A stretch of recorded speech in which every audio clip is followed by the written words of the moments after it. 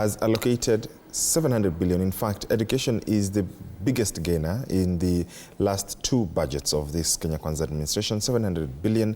But still, you would feel that this doesn't really come to use into full play, whereas Mheshimiwa Sosion has mentioned all these efforts.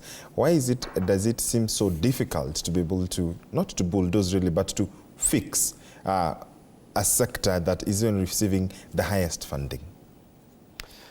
Thank you, George. One, it is given that education is the greatest equalizer. It is given that for any country to grow its economy, education is one of the basic pillars of any country. So that one is given. Two, when we go to the education sector, we've had a problem. Let's give it, since independence. I will not want to talk the colonial era because we were under the colony, but since independence, in terms of even the little that we have not being distributed equally, the issue of marginalization in some parts of this country, that is real also. Yeah. So when it comes to the cake, the 700 billion that we allocate to the Minister of Education, for sure it's not enough. If you look at what they normally request, you know, the budget making process starts from the executive. So the ministries sit and they normally bring their requests to the National Assembly. Then you realize that we do not have that kind of money to give them. And yet we agree that what they are requesting is legit. It's not that they are requesting anything, because my colleagues here, Professor and the former, I remember him most as the former NAT, Secretary General in Parliament, Main Matters Education. They've put it correctly, from infrastructure to the teaching gap to the issue of quality assurance, which is very important.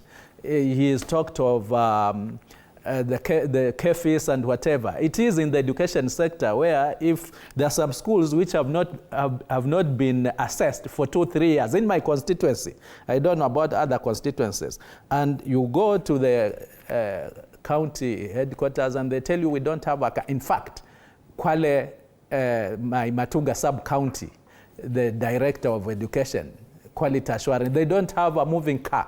They have a car which has been parked for the last 3-4 years there. So they end up using the CDF car when it is available. So there are myriad of problems, but certainly the monies are not enough. But are we doing enough with even the little that we give them? That one is also another elephant in the room. I would not want to repeat what Professor said. But the Ministry of Education, they have a lot to do, even with the little that we give them. Of course, there are positive efforts, like when we talked about the deficit in infrastructure. We know that there are attempts to do 20,000 classrooms for the GSS. Are they enough for the all GSS classrooms? They are not, but that is a step in the right direction. The hiring of the teachers, yes. But overall, the Ministry of Education has issues that they need to up. The issue of fees certainly is not the right way to go. But I think the biggest problem which we are facing now is an issue where the ministry caps fees at, let's say, a boarding secondary school or at university, let's talk of a secondary school, 42,000. But behind the scenes now, for a student to be in class, they end up paying an upward of 80,000 shillings, you see. So that is also a problem. I wish that can also be streamlined so that a parent knows, if I'm to look for 60,000, this is what I need to look for my kid to be in school. But to be given a